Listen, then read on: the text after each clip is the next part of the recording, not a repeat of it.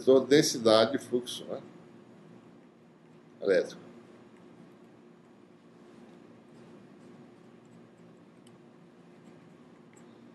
Observe as dimensões, né? Mesma dimensão de P, certo?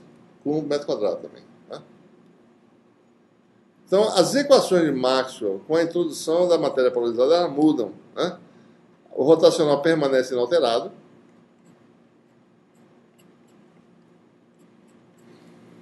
E o divergente, agora é divergente do D. Certo? Saiu divergente de epsilon zero E. Porque se eu ficar mantendo epsilon zero E, eu tenho que ficar pensando em carga ligada o tempo todo. Certo? E agora não, se eu faço divergente de D, quem eu boto do lado de cá é carga livre. Eu vou tirar o L agora. E está implícito que as equações de Maxwell, a partir de agora, são equações em duas grandezas de campo. Uma que foi nova, que a gente criou, uma que aparece da força elétrica, e agora o vetor D, desse fluxo elétrico, que vem auxiliar, né, para a gente facilitar a forma de representação das equações de Maxwell. Aqui é densidade de cargas livres, certo? Por que é conveniente essa forma, né? Porque carga livre, como eu falei, eu posso pegar a carga livre e botar onde eu quiser. Eu tenho controle, eu altero as posições das cargas livres, não das cargas ligadas, certo? Depende do balanceamento de forças internas do material. Ele vai determinar como essas cargas ligadas vão se distribuir, digamos assim, né? Então, é conveniente esse tratamento, certo? A gente, quando lida com condutores, né, com baterias, com superfícies condutoras, a gente está falando de equipotenciais, né, em que as cargas estão na superfície. Então, eu sei que são cargas livres, certo? As equações integrais correspondentes são simples, né? Circulação de E igual a zero. E fluxo elétrico, né, integral disso aqui,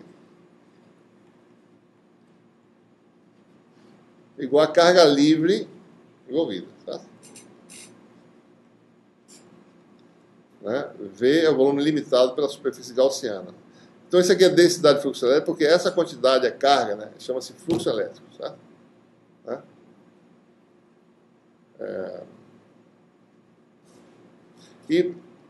Então, equações, teorema de Helmholtz, né? Eu preciso do divergente rotacional de um vetor para completamente especificá-lo. Né? Eu tenho aqui, mas são dois vetores agora. Não preciso de uma terceira relação. Quem é essa relação? A relação constitutiva no material. Certo? O que acontece no vácuo? Não tem polarização, não tem matéria, tem que ter matéria para ter polarização, certo? P igual a zero. V igual a epsilon zero é uma réplica do campo. Né? A relação é essa. Então, todas as expressões de campo no vácuo, campo elétrico, para você calcular D, é só tirar o epsilon zero das expressões. Né?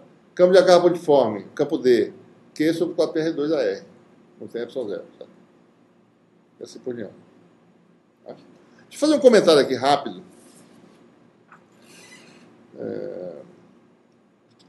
A gente vai fazer algumas coisas mais detalhadas na próxima aula, certo? Para entender bem essa parte de matéria isolante, matéria polarizada, mas deixa eu explicar para vocês por que aparece esse termo de superfície aqui, certo? E por que ele não... Por que a gente está separando as duas coisas, né? Certo? Na realidade, um pouco mais atrás, né? Aqui, certo? Tá aqui, deixa eu ver onde é que tá. Ou seja, eu falei que tem parece ser um termo de superfície que ele não aparece nas equações de Maxwell. Né? Rigorosamente, se você olhar, de onde vem esse termo de superfície? Né? A gente vai entender bem que ele, de fato, ele é um termo que existe. Né? Olhe, por exemplo, o material isolante, tá certo? Eu tenho duas formas de ver a polarização do material. Suponha que eu plotasse, que eu fizesse um gráfico. Suponha que a polarização do material tem uma componente só e vamos chamar essa componente de uma função escalar P, certo? E aí eu estou saindo do material. Esse aqui é uma coordenada normal. Então tem um material aqui, tá certo? Digamos que eu estou... Deixa eu fazer de forma diferente. Material assim é mais fácil, né? Eu tenho uma função P, a polarização do material varia, de repente, aqui é vácuo, né? De repente a polarização muda para zero, certo? Então, suponha que a polarização fosse mais ou menos constante do material. Eu estou indo nessa direção aqui. Deixa eu chamar isso aqui de Z. Né? Então, estou vendo a polarização. Digamos que a polarização está na direção Z, certo? e vale P. Então, se essa posição é constante, essa função faz isso. Certo? Quando chega na superfície do material, o que acontece? A função vai para zero. Certo? Então, se vocês olharem para esse problema aqui, o divergente de P é o quê? Que é a carga volumétrica, né? Menos divergente de P. Ora, se P é constante, divergente de P é igual a zero, certo? Mas olhe P como uma função, tá certo? P tem uma súbita variação aqui. Daqui para cá, certo? E essa variação aqui tem que ser levada em conta no divergente de P, certo? Exatamente em termos de superfície. Então, se você tem um caso P constante, de repente dá uma queda brusca e vai para zero, certo? Essa variaçãozinha aqui é que dá o termo de superfície. Se eu eliminasse aquele termo de superfície, eu teria que levar em conta, teria que modelar a minha função polarização na interface do material, certo? Eu teria que saber, ela é constante, ela varia, mas de repente tem uma queda brusca, eu teria que saber que função que modela essa variação aqui. Daí eu calcularia o divergente de P nessa região, integraria no volume, eu teria a contribuição dessa variação, certo? Ou eu faço isso, ou eu separo. Não, P é constante, mas tem um termo de superfície que é P escala N. Né? É mais fácil fazer isso do que eu falar, qual é a função que faz essa queda brusca? Eu não sei qual é. Né? Por isso que esses termos de superfície eles são introduzidos. Né? Eles representam essas variações abruptas, né, de comportamento. Porque se você fosse plotar o ρB aqui, seria algo assim, ó, densidade de carga de polarização. Né? Seria 0, 0, 0, 0, algo assim, 0, 0, 0, 0. Certo? Isso aqui é algo localizado. Se é localizado, está na superfície. Né? Então é algo superficial. Tá? Então daria essa contribuição. ρB volumétrico dá 0, 0, e dá um termo aqui que varia abruptamente. Para levar em consideração essa variação abrupta, você define a função de densidade superficial de carga de polarização. Tá? Essa é a razão. Está claro aí, pessoal? Ou eu modelo a função, a variação completa, esqueço o termo de superfície e calculo o divergente de P rigorosamente, ou eu separo, certo? Sabendo que essa variação abrupta aí. Né? Essa carga, hein? Essa carga não influenciaria numa densidade de carga? Não? Ela é uma densidade. Ele vai mostrar que ela existe de fato, certo? Só estou mostrando por que quando você tem uma equação integral explicitamente aparecendo, de onde vem aquilo ali? Vem exatamente dessa contribuição, dessa divergente de P aqui nessa região. A integral do divergente de P, tá certo? Nessa regiãozinha dá P escala N, que dá essa coisinha aqui. Então, se for só uma esfera, só na superfície, né, esse salto, no caso, você resolver essa equação na Laplace só para dentro, né?